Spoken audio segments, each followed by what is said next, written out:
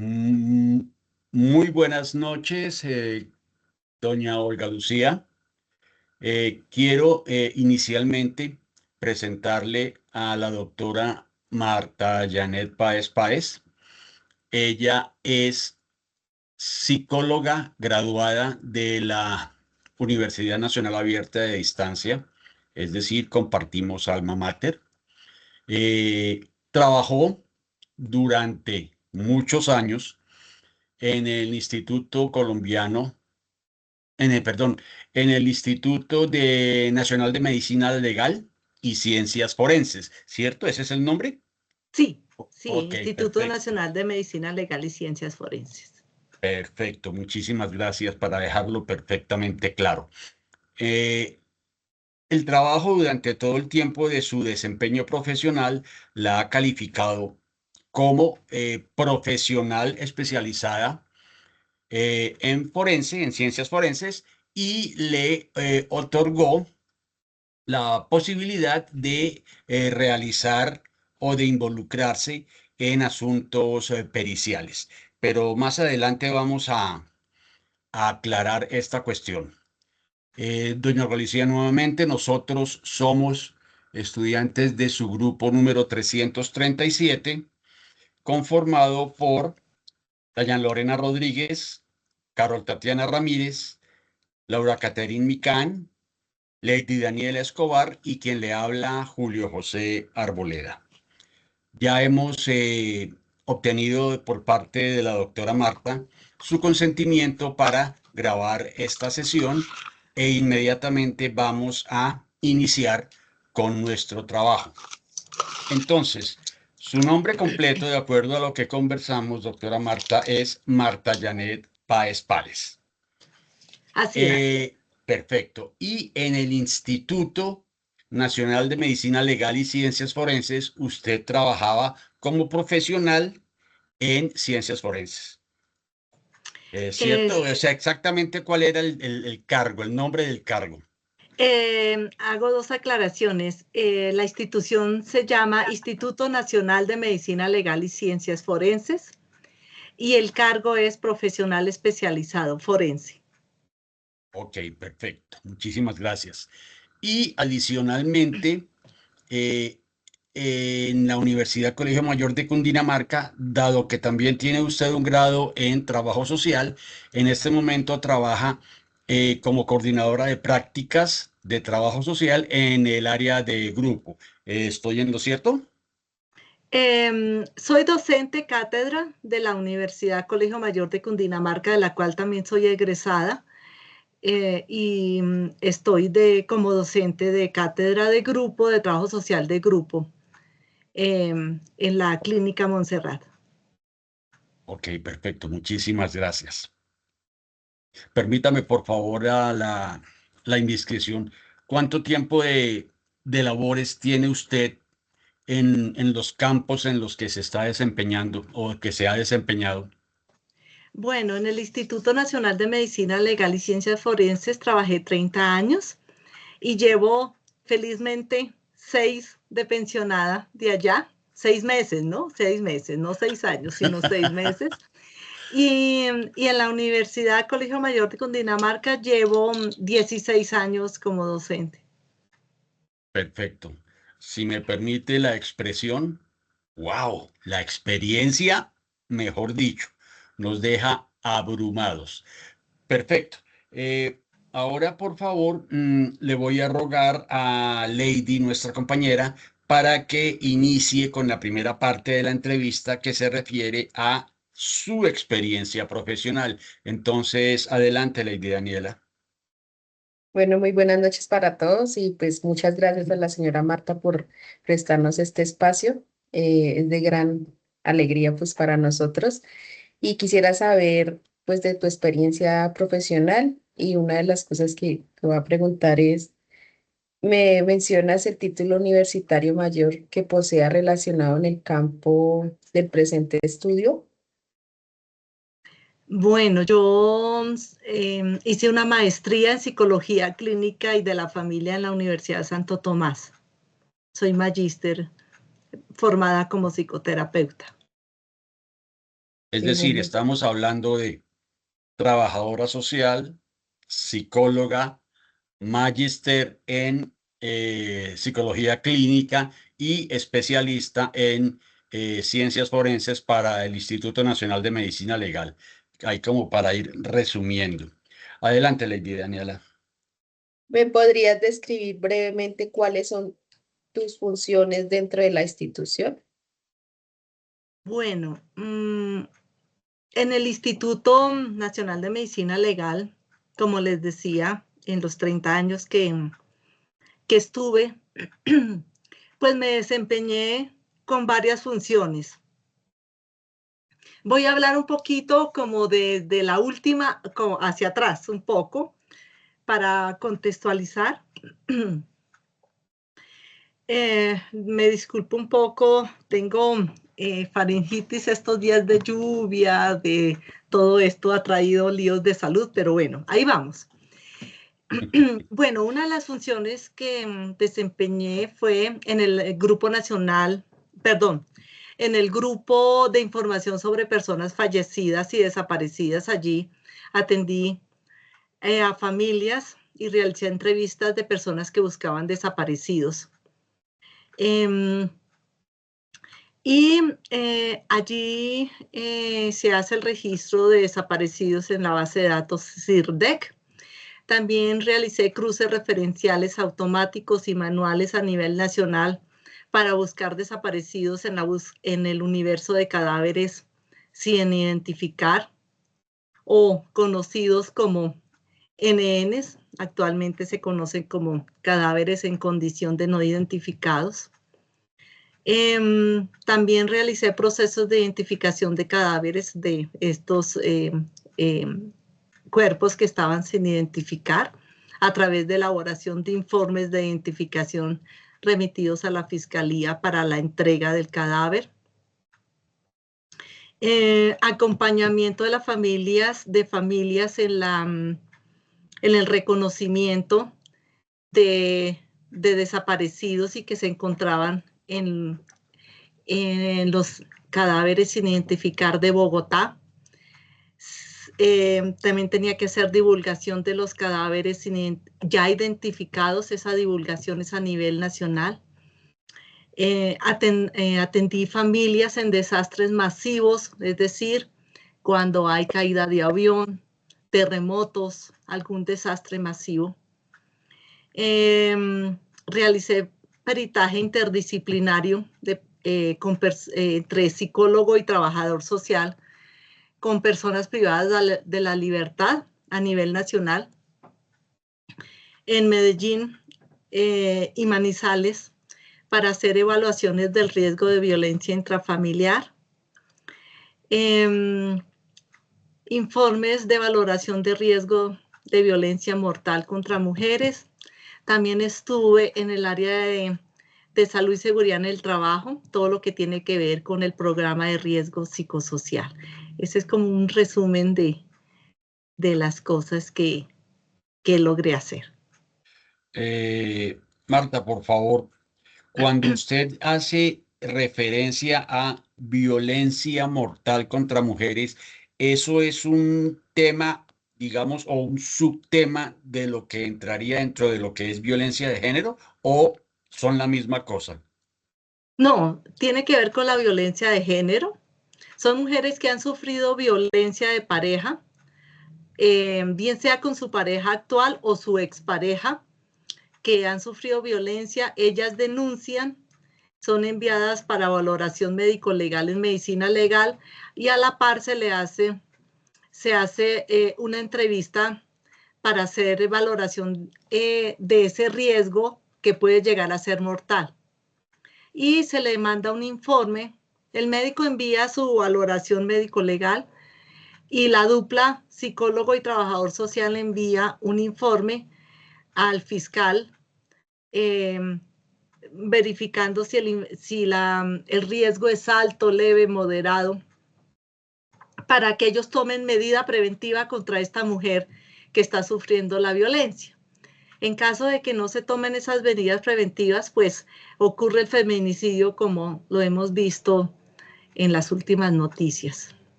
Sí, bastante dramática esa apreciación, pero pues infortunadamente es muy cierta. Y usted acaba también de mencionar una parte que es importante y es el hacer referencia al trabajo interdisciplinario, es decir, el médico legal, hasta donde puedo recordar, usted como psicóloga y como trabajadora social trabajando con otros trabajadores sociales, me imagino que también estarán trabajando con antropólogos, dado que estamos relacionándonos con cadáveres sin identificación y ese tipo de cosas. Sí, no, con relación a los cadáveres, a la identificación de cadáveres, se trabaja a la par con ontólogos, con dactiloscopistas, con genetistas, con antropólogos, y bueno, todas las personas que se necesiten para realizar la identificación, la plena identificación o identificación indiciaria del cadáver. Y perfecto, entonces ya estamos ampliando el número de profesionales de otras disciplinas que trabajan conjuntamente con la parte de psicología forense para pues, lograr algunos de los objetivos. Otra cosa que me llamó poderosamente la atención es el hecho de que se está trabajando muy fuerte en la parte de violencia intrafamiliar. Eh, digamos así, como por una curiosidad de momento, en su concepto más o menos de 1 a 10, ¿cuál es la incidencia en gravedad de violencia intrafamiliar? Yo diría que de 8 a 9. Ups, pero sí, es una cuestión bastante alta, sobre todo porque pues viniendo de una persona con su experticia, pues es un dato alarmante. Lady Daniela, continuemos, por favor. Vale, muchas gracias. Doctora Marta, la siguiente es, ¿cuáles han sido los principales desafíos que ha enfrentado en su ejercicio profesional al tratar con víctimas y con agresores? Bueno, yo diría que el impacto emocional que genera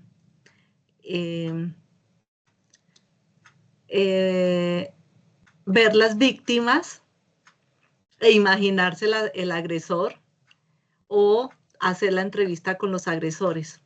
Mi mayor experiencia ha sido en la identificación de cadáveres, por eso de pronto en la entrevista voy a hacer más referencia a esa parte que a las otras. El impacto emocional en el estrés, el agotamiento, inclusive la afectación de salud. Cuando uno hace entrevistas de familiares que buscan un desaparecido y esas familias miran en el álbum de cadáveres sin identificar y encuentran su familiar allí, pues hay que hacer contención emocional y si es el caso, hacer los primeros auxilios psicológicos, pues del impacto que una madre encuentre a su hijo o un hijo encuentre a su mamá. Entonces, ese desgaste emocional, esa contención que uno hace, pues va generando, pues a veces situaciones de salud en nosotros que debemos estar como pendientes y manejándolo por cuidado de nosotros mismos y por autocuidado. Otro de los desafíos es ver cómo las instituciones revictimizan a las personas, a las víctimas, en los procesos judiciales. Por ejemplo, si es una mujer o es un niño que ha sufrido abuso sexual, pues tiene que pasar contando su historia en varias instituciones y y resulta que pues, la historia a veces se ve fragmentada en una institución a otra. Entonces, creería que son como los desafíos más grandes que uno encuentra. Ajá.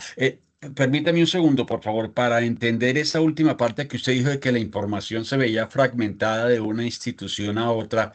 Estamos haciendo referencia a que eventualmente la versión que dio en una institución no concuerda con la que dio en la otra. En algunos casos, es que pónganse ustedes a pensar, si Mm. uno de nosotros ha sido víctima de abuso sexual y tiene que primero colocar la denuncia, tiene que contar cómo, dónde y sucedieron los hechos. Luego la remiten a medicina legal, igual. Y después si la envían a otro lado, igual. Entonces, es vergonzoso para una mujer y aparte del trauma que tiene, estar contando los detalles de lo sucedido. En alguna ocasión, hace muchos años, se intentó hacer con los niños y la sede de la carrera 30, el CESPAP, creo que se llama, CESPAP, se intentó que solo se hiciera una entrevista utilizando cámara de Gesell y que al otro lado del espejo estuvieran varias instituciones tomando nota de la entrevista que estaban haciendo los menores, pues para que no estuvieran en esta revictimización, pero al menos yo me retiré de la institución y la situación seguía como pues un poco igual. Y no solo sucede con delitos como violencia sexual, sino también con desaparecidos y con fallecidos. Entonces, si hay fragmentación de los esfuerzos institucionales, diría yo, con el respeto que merecen las instituciones, es también culpa de las instituciones. Perfecto, muy bien, muchísimas gracias. Lady Daniela. ¿De qué manera ha evolucionado su rol dentro de las instituciones a lo largo de los años? Bueno,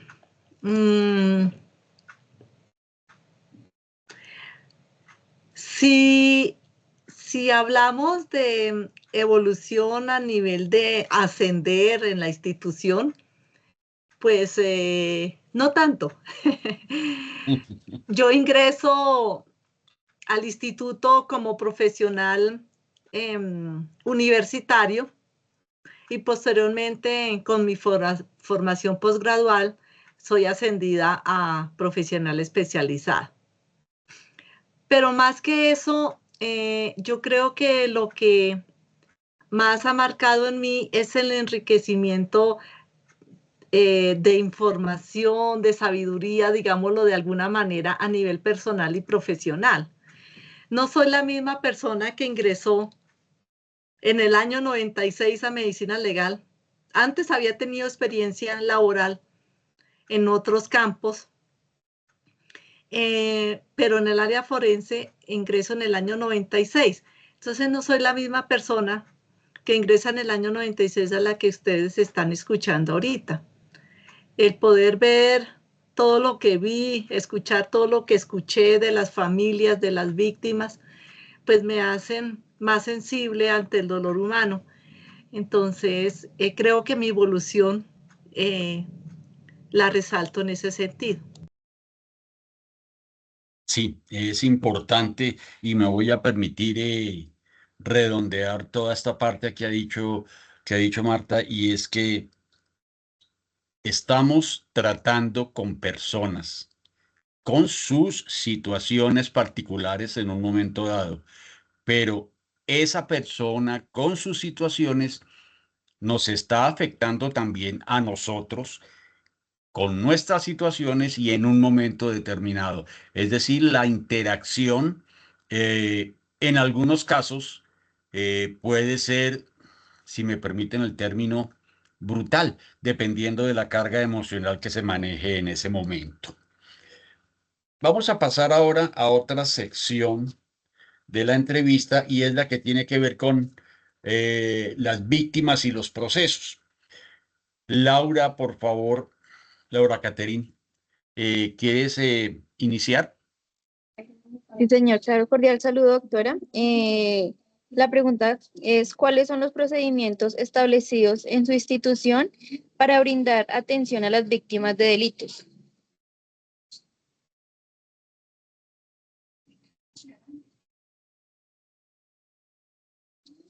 Marta, no tenemos sonido. ¿Me escucha? Ahora sí. Sí, señora. Gracias, había cerrado el micrófono, no me di cuenta.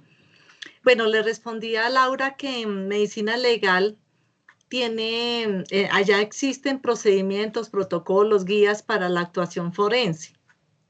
Entonces, digamos que cada profesional le pone su toque personal a la entrevista, pero hay que seguir unos parámetros establecidos que han sido elaborados por equipos de trabajo y actualizados bien sea por el mismo equipo de trabajo o por otros, pero entonces se siguen unos protocolos. Esos protocolos y procedimientos están estandarizados y validados de alguna manera.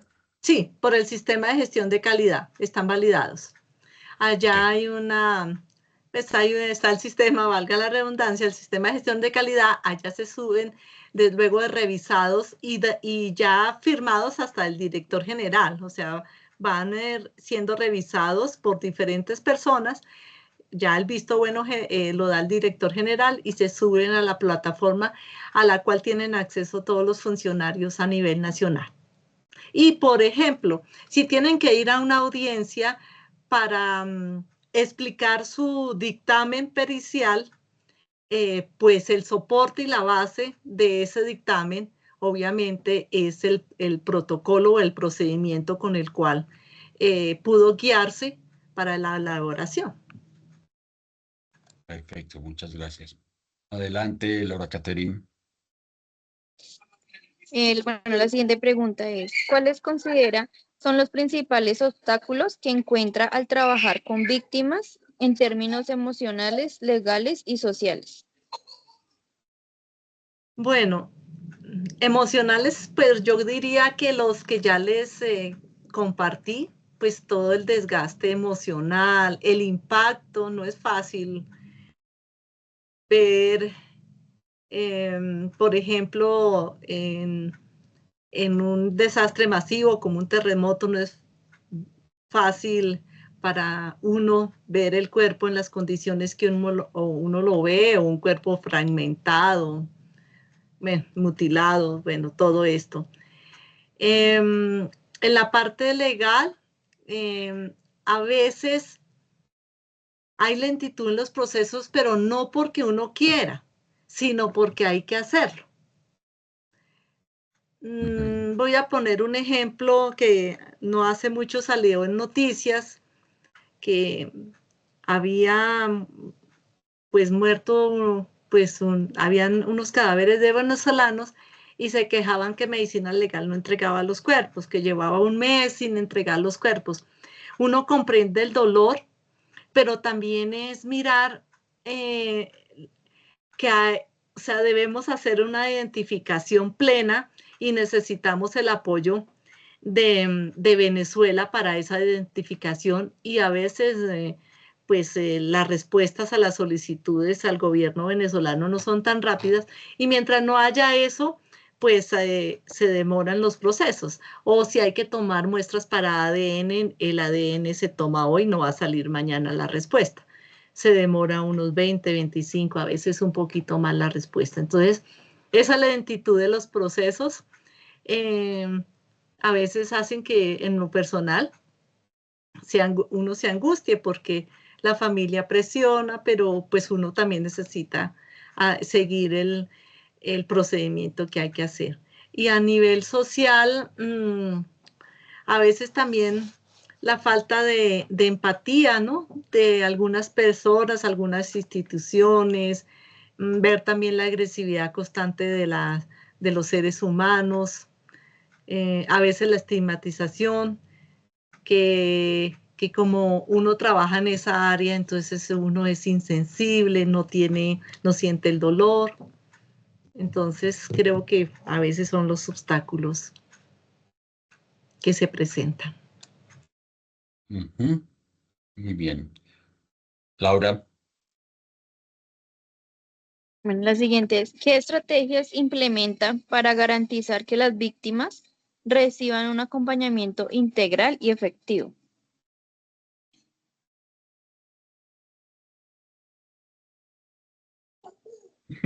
Ya. Bueno, le contestaba Laura que una de las cosas que resalto del área donde estuve por mucho tiempo, que es el área de identificación de cadáveres, es la atención humanizada y cálida que se brinda. Existen allí profesionales de las ciencias sociales, tanto psicólogos como trabajadores sociales que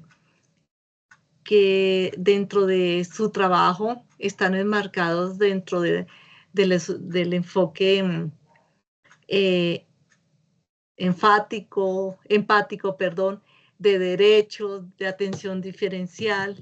Y creo que eso ha sido, pues bueno, en esos momentos tan difíciles, ¿no? Que es tener a su familiar fallecido allá.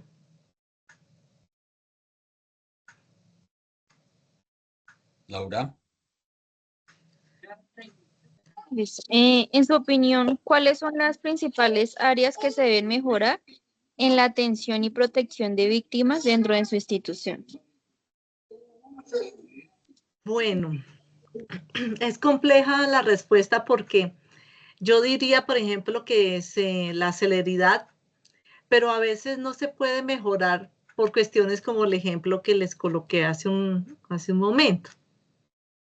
Pero creo que también siempre se debe trabajar en que no perder la sensibilidad, el poder tener acceso a la información, que la familia tenga acceso a una información clara de los procesos, de los derechos que tienen como víctimas, y como les decía, todo dentro del marco del enfoque de derechos y diferencial.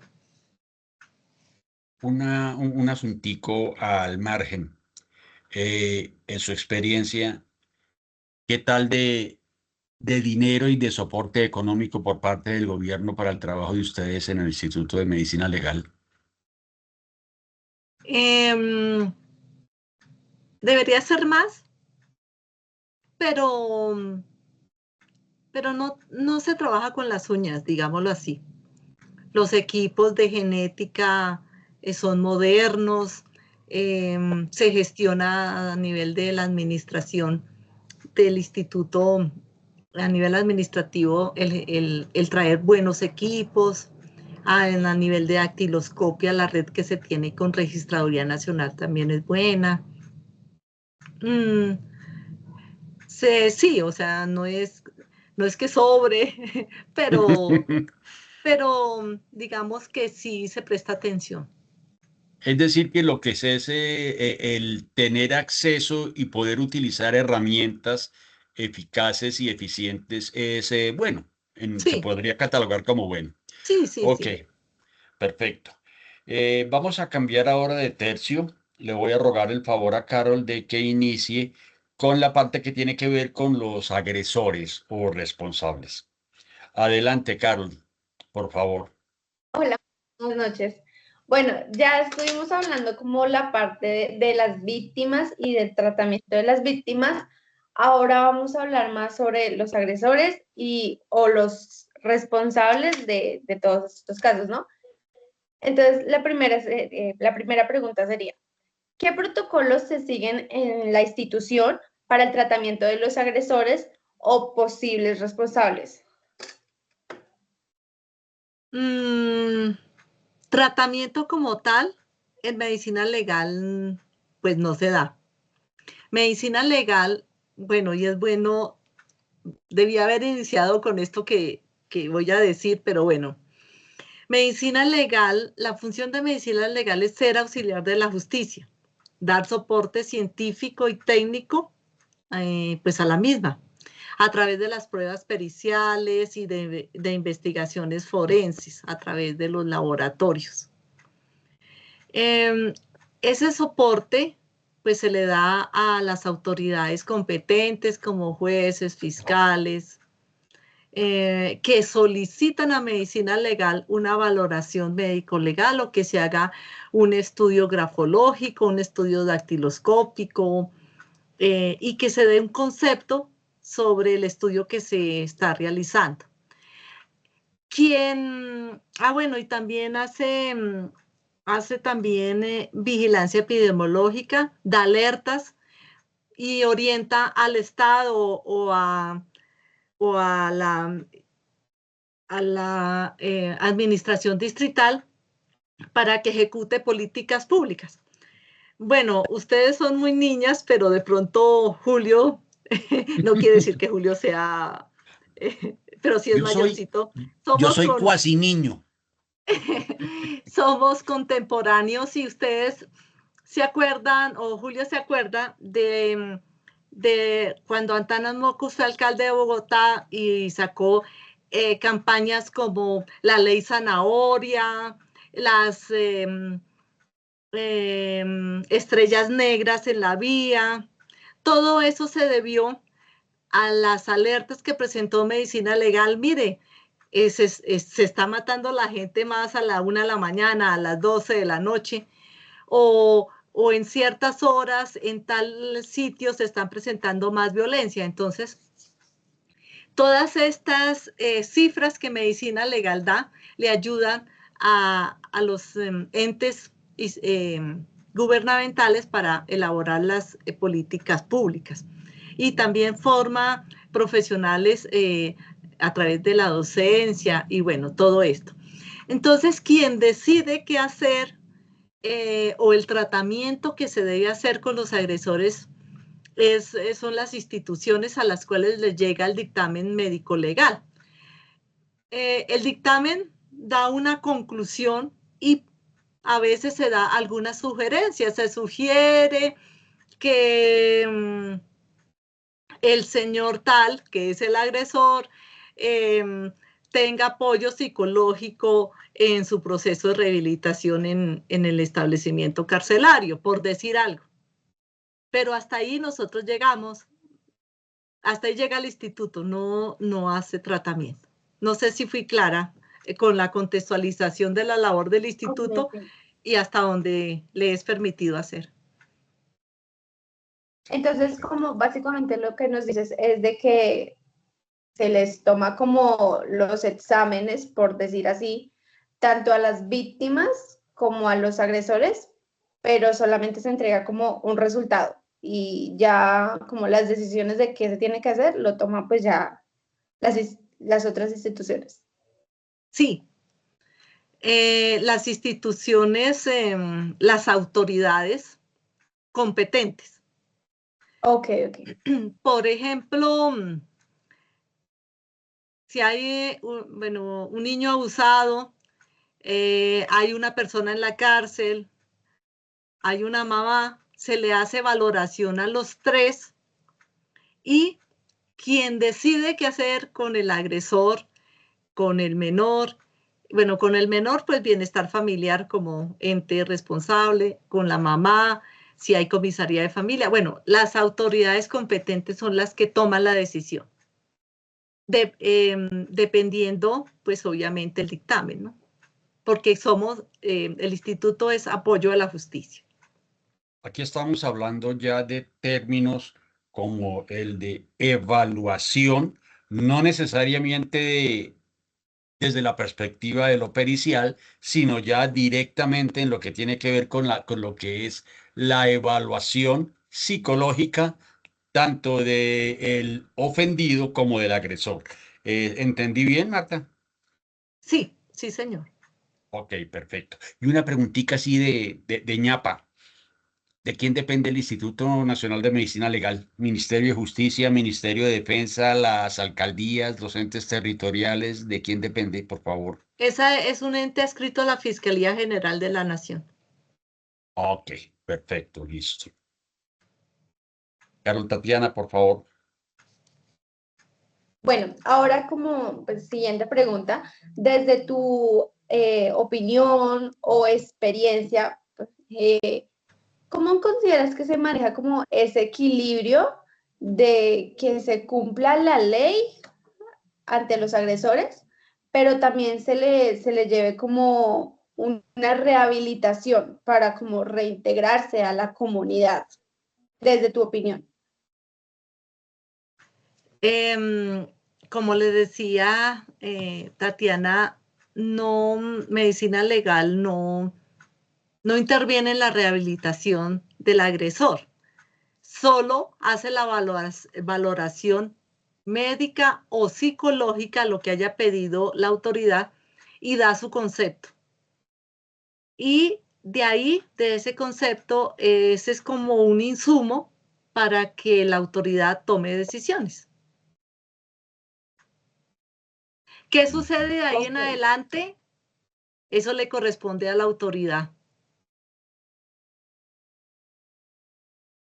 Ok, Si de vale. pronto, perdón, Tatiana, si de pronto digo algo que no es comprensible, por favor, me preguntan.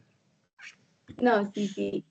Y bueno, entonces, como de la parte, el momento en que se le tiene que hacer como todo ese proceso de exámenes, tanto a la víctima como al agresor o posible responsable, como que, ¿qué enfrentamientos éticos has llegado a tener como al momento de hacerle los exámenes al agresor o algo así? Bueno,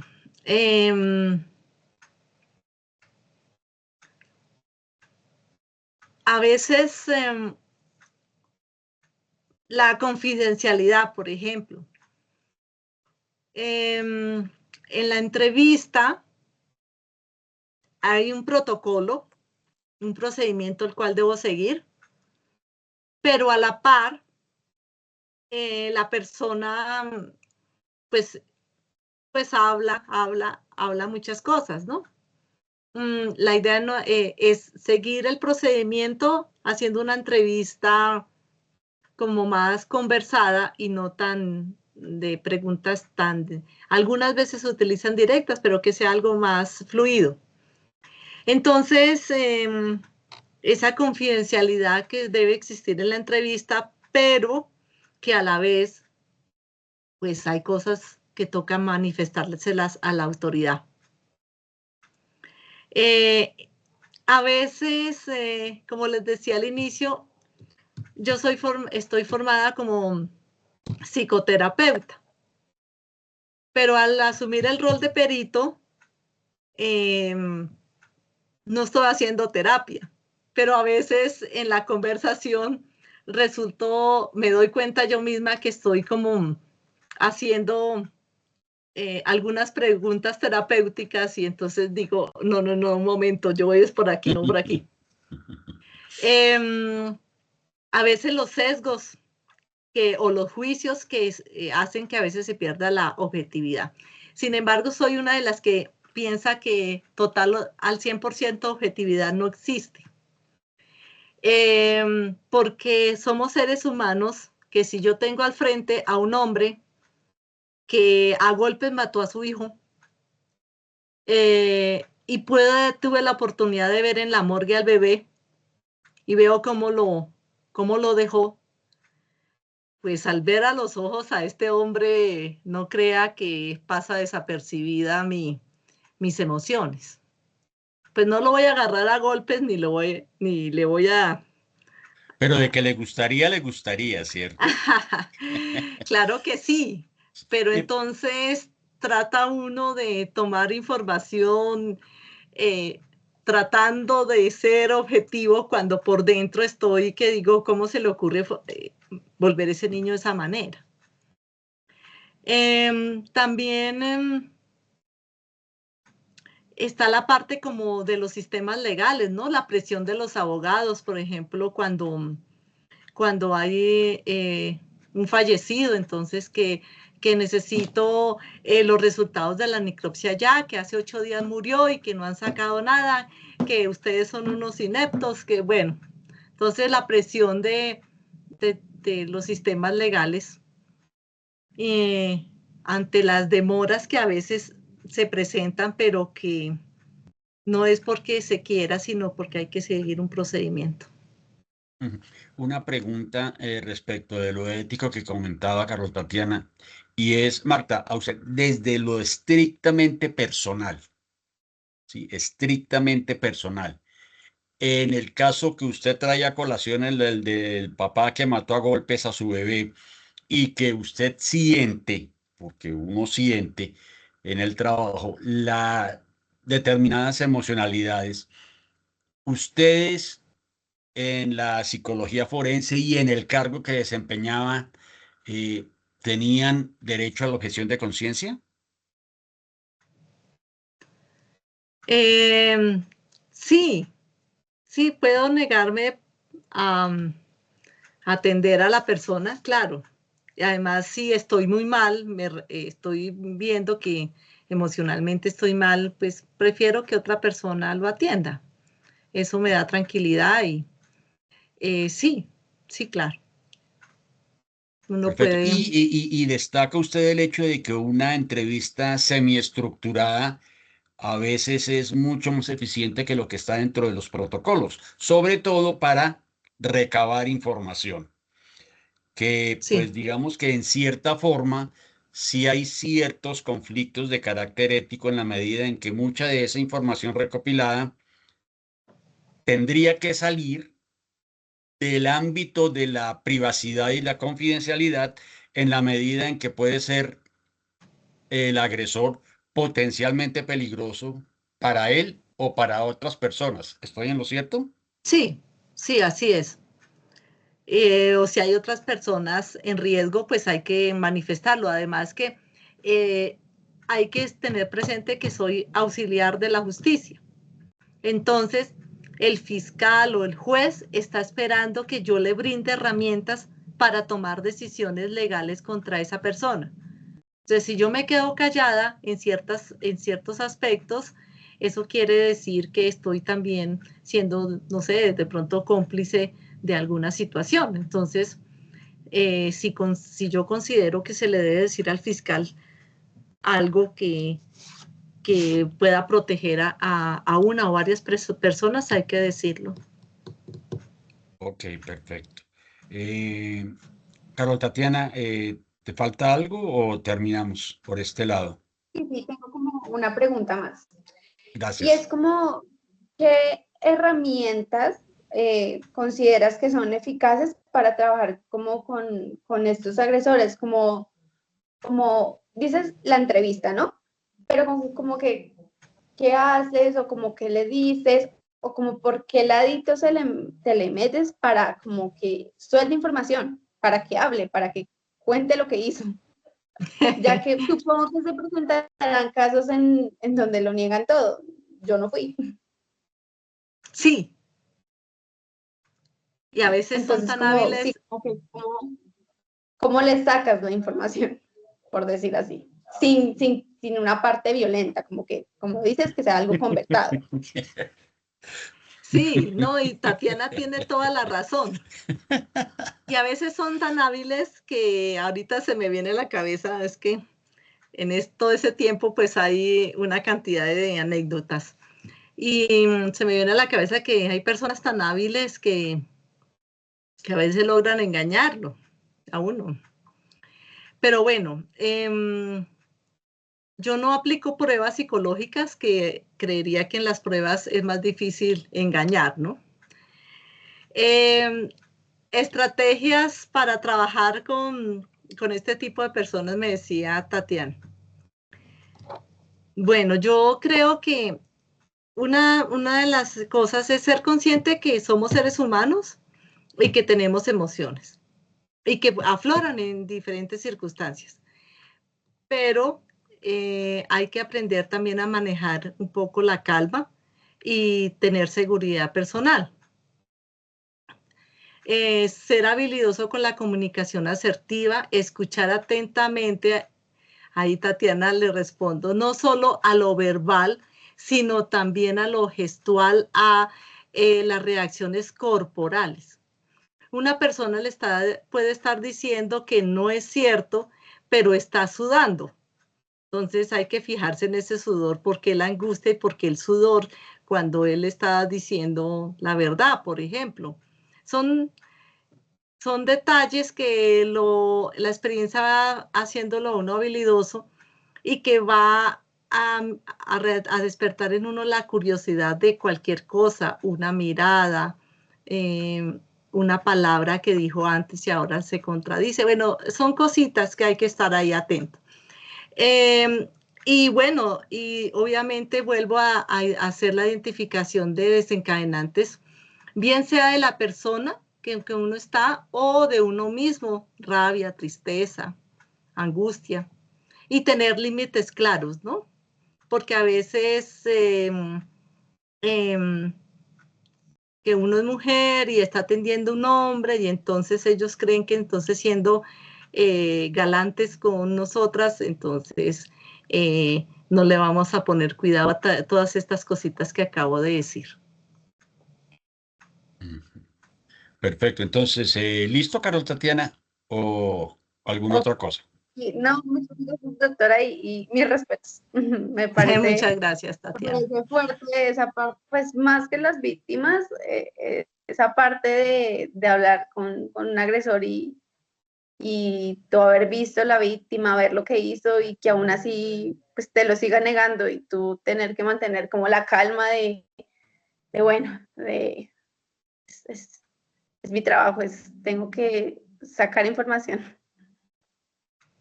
Gracias, Y me uno a esa parte de mis respetos, que serían nuestros respetos, porque de verdad, Marta, nos está usted dando un baño de conocimiento que no se imagina el alcance que está teniendo. Vamos a continuar con Diane Lorena y ella va a hacer énfasis en la parte del trabajo interinstitucional y en equipo. Adelante, Diane Lorena. Bueno, primero que nada, buenas noches, Marta. Bueno, la siguiente pregunta que es, como bien lo dijo Julio, con la colaboración interinstitucional y con el equipo de trabajo, ¿tú cómo consideras que se coordina, bueno, tu institución con las otras entidades judiciales o del bienestar social? Entonces, ¿tú cómo podrías describirnos cómo se involucran las víctimas y los agresores? Pues la coordinación, Dayana, la coordinación interinstitucional es con las entidades que solicitan los servicios de medicina legal. Los servicios de medicina legal se solicitan a través de las entidades, de las autoridades competentes, porque están dentro del marco de un proceso legal. Una demanda por alimentos, una investigación de homicidio, una investigación de delito sexual, lesiones personales, bueno, todo esto. Entonces, las autoridades solicitan a medicina legal una valoración, un concepto a través de sus dictámenes médico-legales o de laboratorios forenses. Y estos conceptos les sirven a las autoridades, como decía antes, para tomar decisiones sobre las víctimas y sobre los victimarios.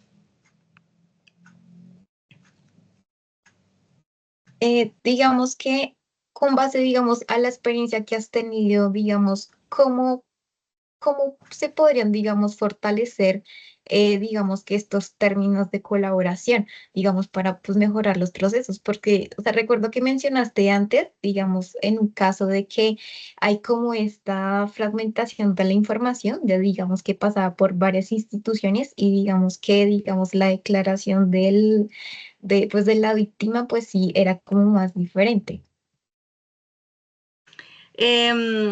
Para no tener esa fragmentación, es importante fortalecer.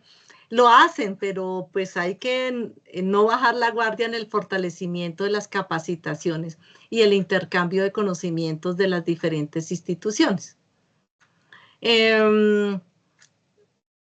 Por ejemplo, cuando se hace un levantamiento de cadáver, el médico puede en esas capacitaciones manifestar qué necesita en la morgue de evidencias o de que no se dañe la evidencia. Y entonces, ¿qué debe hacer el técnico que ayuda a recoger en campo esas evidencias para traerlas a medicina legal y que se pueda hacer la lectura contextual de los hechos? Entonces, favorecer esa comunicación, esas capacitaciones, esa transparencia entre las instituciones, pues ayuda al apoyo interinstitucional. Eso se hace, no digo que no lo hacen, pero hay que fortalecerlo. Inclusive medicina legal apoya en capacitaciones a los municipios. Sé que en Chía, por ejemplo, hace capacitaciones sobre violencia de género con la solicitud de la alcaldía. Entonces, hace todas esas capacitaciones. Bueno, de acuerdo, digamos, a su institución, Marta, ¿podrías describirnos, digamos, cómo es el trabajo en equipo dentro de su institución y, digamos, cómo estas, pues, abordan también en los casos que involucran a las víctimas y a los agresores? Como les contaba, pues el equipo de trabajo está, en el equipo de trabajo hay varias profesiones. Entonces, el trabajo coordinado entre cada una de las profesiones, por ejemplo, como les decía, patología, psicología, trabajo social, dactiloscopia, genética, debe ser un trabajo coordinado, confidencial y muy claro los roles y las responsabilidades de cada uno. A veces interviene el personal administrativo. Entonces, pues la confidencialidad es muy, muy importante, la comunicación asertiva entre los profesionales, la escucha también, el respeto y, el respeto en la recolección de la información desde diferentes fuentes, y los roles, ¿no? Porque el psicólogo o el trabajador social recoge una información diferente al dactiloscopista, pero que pueden unirse y hacer maravillas, digo yo, por ejemplo, en la identificación de un cadáver. Todo se va comportando como una sumatoria de eventos que van en última instancia, a dar un marco completo de lo que es una situación o un caso en determinado momento. Así es. Doña Lorena. Bueno, Marta, para terminar con mis preguntas, digamos, ¿qué importancia pues se le atribuye, digamos, a la capacitación continua de los funcionarios de temas relacionados con la psicología jurídica y pues el tratamiento de las víctimas y también de los agresores? La capacitación es fundamental, es súper importante. No solo en el ámbito jurídico forense, sino en todos los ámbitos, pero bueno, en este que nos ocupa, que es el jurídico y forense, pues mucho más las leyes, las normas están constantemente modificándose, actualizándose. Entonces, pues la capacitación tiene que ser frecuente, constante.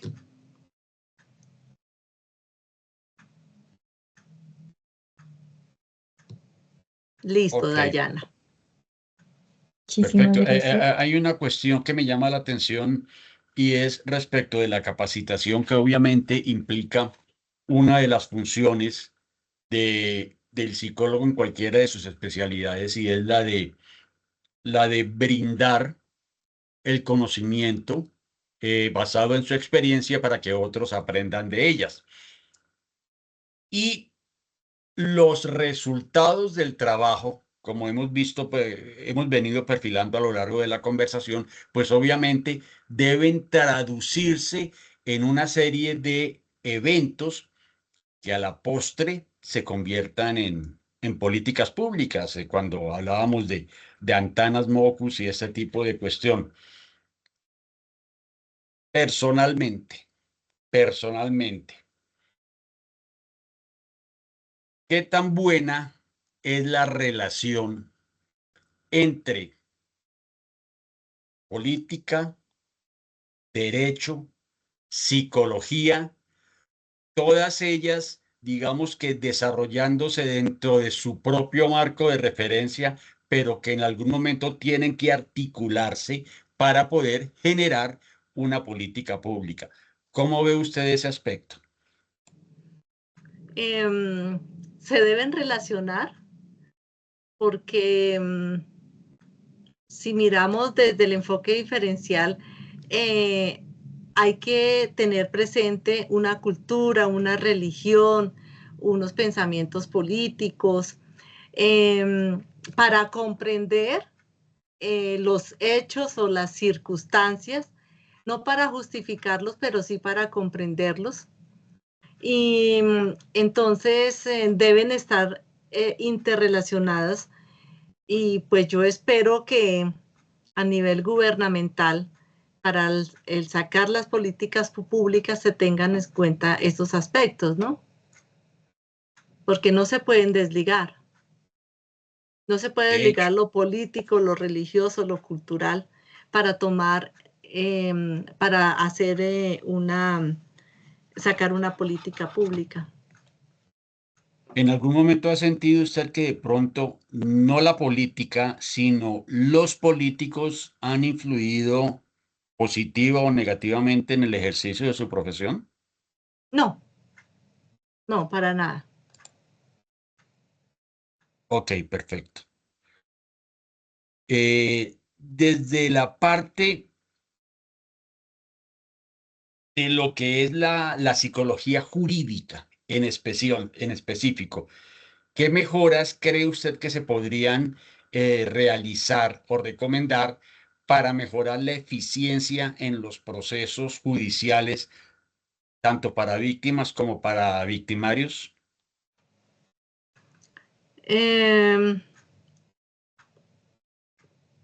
Pues más articulación entre las instituciones, la capacitación constante, porque pues usted decía, el psicólogo hace valoraciones de la conducta de la humana, de la salud mental. Entonces, y que esos conceptos, pues, le dan herramientas a las autoridades para tomar decisiones. Entonces, creo que esa capacitación constante, la coordinación respetuosa con las instituciones, pues, es importante para fortalecer esos aspectos en esta área.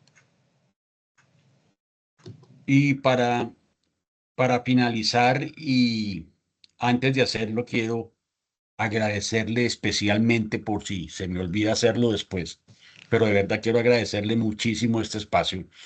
Pero como última pregunta, ¿cómo considera que ha impactado su trabajo, su persona, su experiencia en el bienestar y en la rehabilitación, entre comillas, o readaptación de las personas con las que ha interactuado?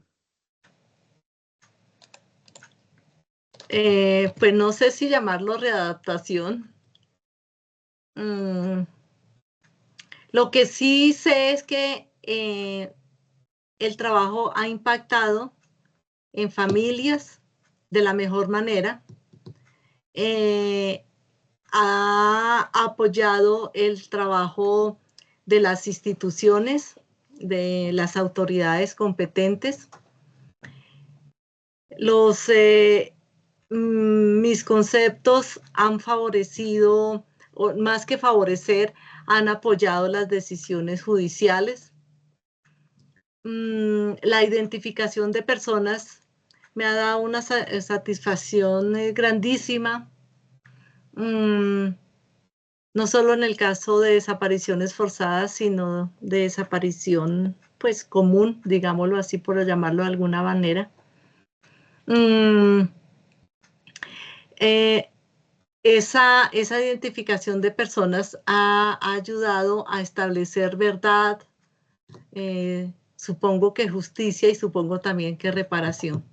Entonces, en lo personal me siento muy satisfecha de haber podido apoyar el área de identificación de cadáveres por el proceso que se pudo llevar a cabo. Sí, esa parte es bien importante porque en medio de todo, y si me equivoco, me corrige, por favor, se le está regresando a una persona o a una familia parte de su vida que, que no ha estado con ella o con ellos durante mucho tiempo por X o Y motivo. Pero me llama la atención, señora. Se le ha regresado a la persona, pero muerta, ¿no? No, sí, o sea, me refiero a que se le ha regresado a la persona en el sentido subjetivo de volver a tener a su familiar de una u otra forma, no, pues de una forma que es muerto, como acaba de hacer énfasis usted, pero es decir, ese como sacarlo de esa incógnita, como ayudarle a hacer cierre a su situación. Sí, hacer el duelo. Los colombianos, bueno, hablo de Colombia, los colombianos somos de, ¿cómo se llama? De ritos, de hacer rituales. Entonces, un duelo suspendido, cuando hay un desaparecido que lleva bastante, pues es un duelo suspendido, no ha podido hacer el duelo la persona. Acá se le ayuda a terminar ese duelo suspendido, digámoslo, y puede elaborar el duelo de despedida, hacer todo su proceso con la persona así pues esté muerta. Pero ver a las personas, a las familias que agradecen, que después de cierto tiempo o a veces años y se logra encontrar y ver cómo nos agradecen, eso es maravilloso. Sí, es gratificante. Sí, alcanzo a imaginarlo, o sea, no lo afirmo porque lo conozca, sino porque me imagino que debe ser muy gratificante para usted y quiero retomar parte de lo que expresaba usted ahora último y es la satisfacción personal y profesional por su trabajo, por su desempeño, porque pues los resultados, independientemente de si son buenos, malos, regulares, excelentes o como se quiera, de una u otra forma, la ayudan a usted a crecer y a formarse, no porque no esté formada, sino como a fortalecer ese proceso de formación personal, que esa es constante y será hasta el día en que uno, ahí sí de verdad, deje de funcionar. Me parece muy bueno porque nos transmite usted esa sensación de que nuestro trabajo, el suyo que ya digamos que está a cierta altura, pero el de nosotros que hasta ahora está iniciando, debe asumirse con satisfacción, con mucha formación, con mucha capacitación, con mucho entrenamiento, pero con satisfacción. Creo que los profesionales de las ciencias sociales tenemos esa ventaja. En la interacción con otros seres humanos llámense víctimas, victimarios, como se llamen, siempre hay un aprendizaje.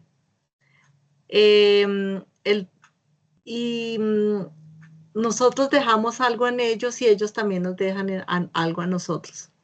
Entonces, esa es la satisfacción que nos queda. A veces, digamos que no nos quejamos de remuneración económica y pues puede ser que sí, sea cierto, pero la satisfacción personal, ese salario emocional que llamamos, no se paga con nada, sino eso es lo que se lleva. Entonces, me alegra que se estén formando en esta área de la psicología. Muchísimas gracias, Marta, por habernos dedicado este tiempo, por habernos enseñado y haber compartido su vida de experiencia laboral en este tema que nos compete el día de hoy, pero sobre todo por habernos transmitido ese mensaje de que todos los días, cada día, somos más grandes. Muchísimas gracias, de verdad. Estamos infinitamente agradecidos por su colaboración.